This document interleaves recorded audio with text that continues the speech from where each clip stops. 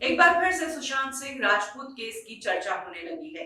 ये केस जो पिछले कुछ समय से ठप पड़ा था सीबीआई के जवाब की जिसमें इंतजार कर रहे थे, इस केस में खलबली मचाई है सुशांत की मैनेजर दिशा सालियान की मर्डर मिस्ट्री ने। जी हाँ, मर्डर मिस्ट्री इसलिए क्योंकि अब एक नई पिटीशन दिशा सालियान के फादर ने कोर्ट में दी है जिसमें उन्होंने कहा है कि उनकी बेटी ने सुसाइड नहीं किया था और ना ही उनकी बेटी का बिल्डिंग से गिरने से एक्सीडेंट हुआ था, बल्कि उनकी बेटी को पहले रेप किया गया और उसके बाद उसका मर्डर किया गया।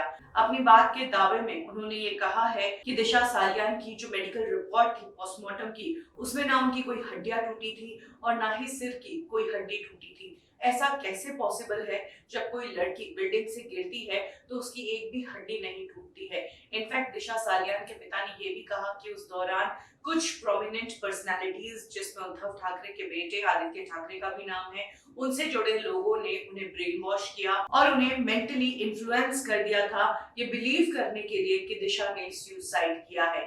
लेकिन अब दिशा के पिता को लगता है कि दिशा ने सुसाइड नहीं किया है। कुछ ऐसी चीजें उन्हें मिली है जिससे ये प्रूव होता है कि दिशा का रेप किया गया और उसके बाद उनका मर्डर किया गया। और तो और पिता ने लेटेस्ट न्यूज इंटरव्यू में ये भी दावा किया है कि दिशा की मौत और सुशांत की मौत में गहरा कनेक्शन है। कैसे ये कनेक्टेड है वो सबूत वो जल्द ही पेश करेंगे। तो ये बेहद शॉकिंग है, लेकिन सुशांत सिंह राजपूत के फैंस बेहद खुश है इस खुलासे से। उनको उम्मीद है कि सुशांत को जो जस्टिस अब तक नहीं मिला है वो जस्टिस अब मिलेगा।